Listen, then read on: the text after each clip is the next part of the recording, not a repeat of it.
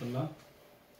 শক্তি পাওয়ার পরেও কিভাবে কার্ডের রায় পেলেন এই স্টোরিটা আপনাদের সামনে শেয়ার করার চেষ্টা করব। মূলত ওনাকে ফ্রান্স ত্যাগের নির্দেশনা দেওয়া হয়েছিল 2024 সালের ডিসেম্বরে। উনি ফাইল জমা দিয়েছিলেন, ইমিগ্রেন্ট ফাইল, স্যালারি কার্ডের আবেদন করেছিল 2024 শেষের দিকে, আগস্ট মাসে সম্ভবত, না আগস্টের 5 তারিখ। আচ্ছা, তখন আপনারা জানেন অনেকেরই ফাইল প্যারিস প্রেফেকচার রিজেক্ট করছে অনেকের স্যালারি কার্ডের আবেদন। তো আমরা যাদের আপিল করে দিয়েছিলাম অনেকেই জিতেছেন, আবার অনেকের ফাইল জেতা সম্ভব হয়নি। তো উনি যেহেতু আমাদের মাধ্যমে জমা দিয়েছিলেন ডিসেম্বর 2024-এ, উনি আমাদের কাছে ওনার ফাইলটা দিয়ে বললেন যে ভাই আমাকে তো রিজেক্ট করছে, আপনারা আপিল করে দেন। তো আমরা আমাদের আইসিএফের মাধ্যমে ওনার ফাইলটা আপিল করে দিই এবং এখানে যেসব বিজ্ঞ কাজ করেন ওনাদের মাধ্যমে। তো গত শুক্রবারে, এই জুলাই মাসের এই সর্বশেষ শুক্রবারে, হ্যাঁ শুক্রবারে ওনার রায় আসছে ট্রিব্যুনাল থেকে। উনি আবেদন করেছিলেন স্যালারি কার্ডের, আর ট্রিব্যুনাল থেকে রায় দিয়েছে ওনাকে ফ্যামিলি কার্ডের। এটা অত্যন্ত সুসংবাদ। এর আগে আমি কিন্তু এরকম কোনো ফাইল পাইনি। এবং ওনার স্টোরিটা একটু ডিফারেন্ট। ওনার রিজেক্ট করার পরে উনি কিন্তু ওনাকে আমি প্রেফেকচার থেকে রেসিপিসি আনিয়ে দিয়েছিলাম। কীভাবে এনে দিয়েছিলাম, যে যখন ওনার ফাইলটা জমা দিই, আগে আমি কিন্তু যাদের ফাইল জমা দিতাম সাথে সাথে একটা রেসিপিসির আবেদন করতাম। অনেকে বলতো এই রেসিপিসির আবেদন করে লাভ কি? লাভ দুইটাই। এক্সাম্পল হচ্ছে এই আমাদের রবিউল ভাই, ধরেন ওনার ফাইল রিজেক্ট করার পরে ওই যে রেসিপিসির আবেদনটা করছিলাম তখন কিন্তু কোর্ট ওনার পক্ষে রায় দিচ্ছে, ফাইল রিজেক্টের পরে রেসিপিসিটা দিচ্ছে। তখন এই রায় দিয়ে আমি প্রেফেকচারে পাঠাইছিলাম। ফাইল রিজেক্ট হওয়ার পরে, শক্তি পাওয়ার পরেও প্রেফেকচার ওনাকে রেসিপিসি দিয়েছিল, যেটার মেয়াদ এখনো পর্যন্ত আছে 6 মাস। আচ্ছা, আবার একই সাথে শক্তির আপিলটা চলমান ছিল।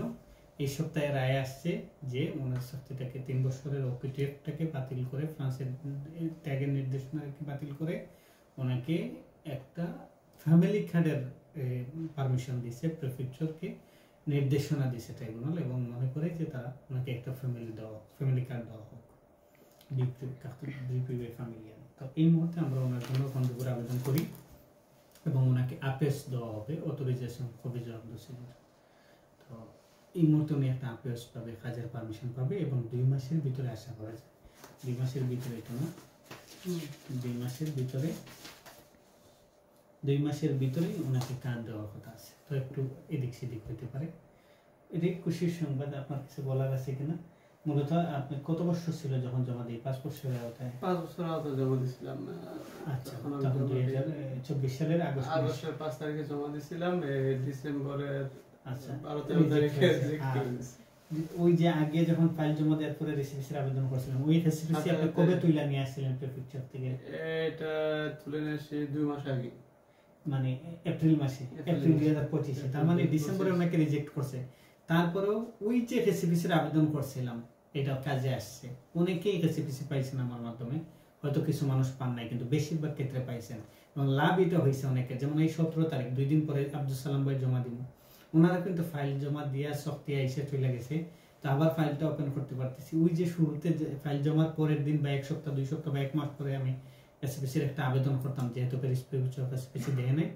তখন এখন যেহেতু রিজেক্ট হওয়ার পরেও ওনাকে ট্রাইব্যুনাল রায় দিয়েছে, প্যারিস ফিউচার আবার ওনাকে ডাইকে এসপিসি দিতেছে এবং ফাইল ওপেন হওয়ার একটা সুযোগ তৈরি হইতেছে। কেন সুযোগ তৈরি হইতেছে? যেহেতু প্রেফেকচার শক্তি দিয়ে ওপিটিএফ দিয়ে বলছে যে তুমি ফ্রান্স থেকে চলে যাও, উনি এটার বিরুদ্ধে কন্টেস্ট করছে, চলমান আছে। একই সাথে যখন আপনার এসপিসি রায় আসে, প্রেফেকচার এসপিসি দেয়, মানে চলে যাও একদিকে বলছে, আরেকদিকে যেদিন থেকে এসপিসি দেয় তার মানে আবার ওইখানে টাকার নির্দেশনা দিল, তখন অটোমেটিক্যালি ওপিটিএফটাকে আপাতত উড্ড হয়ে যায়।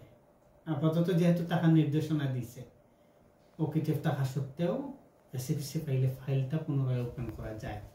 তো এই কাজটা রবিউল ভাইয়ের ক্ষেত্রে আমরা করছি, এবং এক পর্যায়ে রবিউল ভাই ট্রাইব্যুনাল থেকেও রায় পেয়েছেন যে ওনাকে বিপিএফ কার্ড দেওয়ার লাগে, ফ্যামিলিয়ালের ক্ষেত্রে পাইতে পারে উনি। তো সব মিলিয়ে আপনি খুশি না? আলহামদুলিল্লাহ ভাই, অনেক খুশি। ধন্যবাদ।